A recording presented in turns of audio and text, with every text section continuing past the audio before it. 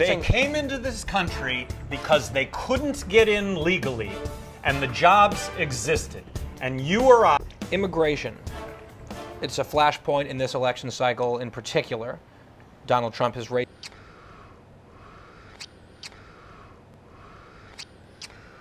Well, first of all, an acknowledgement is really a good thing.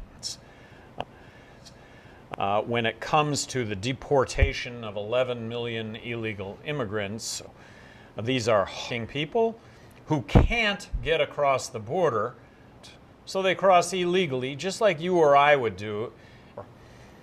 Make it as easy as possible. Make it as easy as possible to come and work as possible. Issue work visa.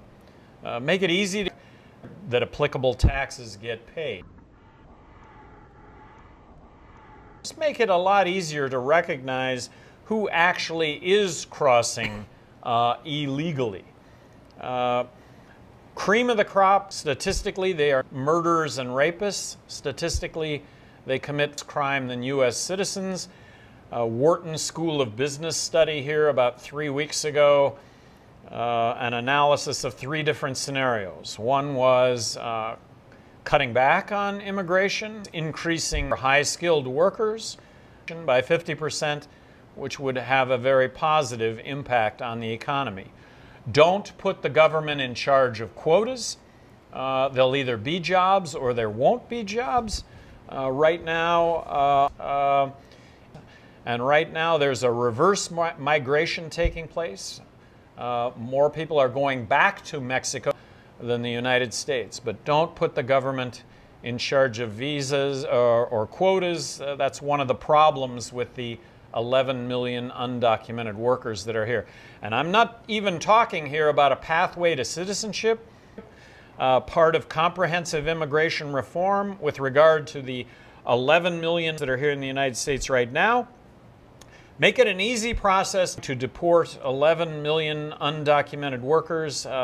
That is going to result in a real catastrophe, economically and a human catastrophe. You have defended President Obama's executive amnesty action to millions of adult illegal immigrants who are here in the country. Undocumented, by the way. If you use the term illegal immigrants, that is very incendiary to our Hispanic population here in this country. Why is that? It just is. It just is. Just so that you know. Just so that you know and you don't have to use that term. But isn't the term accurate in the sense that they entered the country, they immigrated to the country illegally, so they are... They came into this country because they couldn't get in legally, and the jobs existed.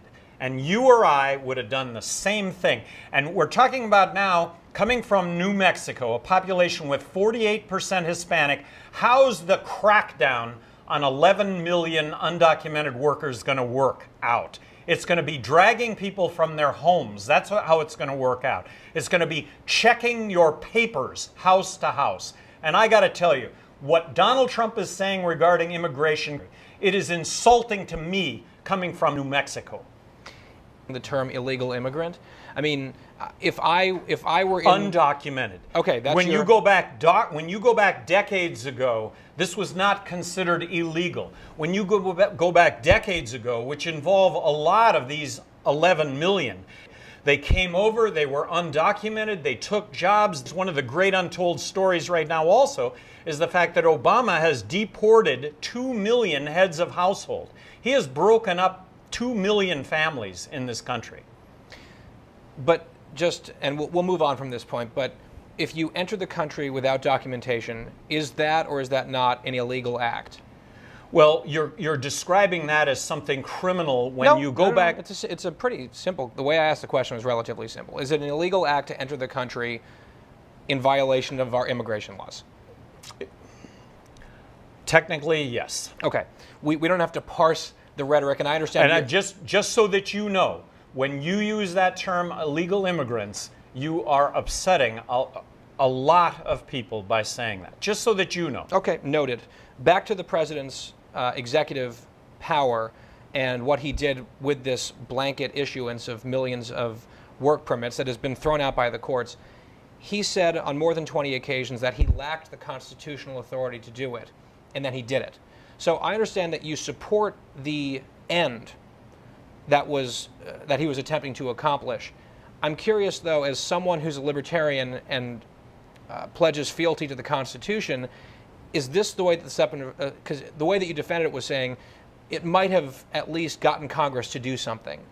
Is that how separation of powers ought to work? Is that a healthy reading of the separation of powers? Yeah, it is the reality, though. I mean, the three branches are always butting heads with one another, and we do have a system that, as imperfect as some might argue it is, it's the best system that does exist. But, sure. But that is the constant butting of heads of the three departments.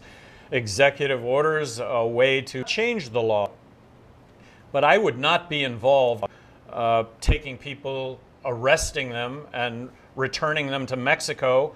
Sure. And this is the great untold story here. This is the human side of this story that nobody, it seems certainly Trump at the top of that list. The question, though, is on principle, setting aside whether this has to do with immigration or any other issue, on executive power, do you think it is the role of the president for him to just do it by executive order and say, well, if you don't like it, sue me or do what I want? I think there is literally going to change behavior, just a reality-based outlook on what is, in fact, what has happened, why has it happened, an understanding of that, and an understanding that the alternative, much like the drug laws, I mean, why don't you, right now, why don't you be using as an example the crackdown on 100 million people in this country who have smoked marijuana? And shouldn't they belong behind bars? Well, theoretically, yes, but that's going to involve your friends, family, co-workers, and everybody that you know in that category. We kind of turn our back on that one because there's a reality to that. So what you're saying is the president's executive enforcement priorities were to crack down on illegal immigrants or undocumented immigrants, as you prefer to say, who have committed other crimes, other felonies. So I'm wondering if you still think that what he did and that executive order was constitutional and appropriate. Well, we argue constitutionality, but appropriate, yes.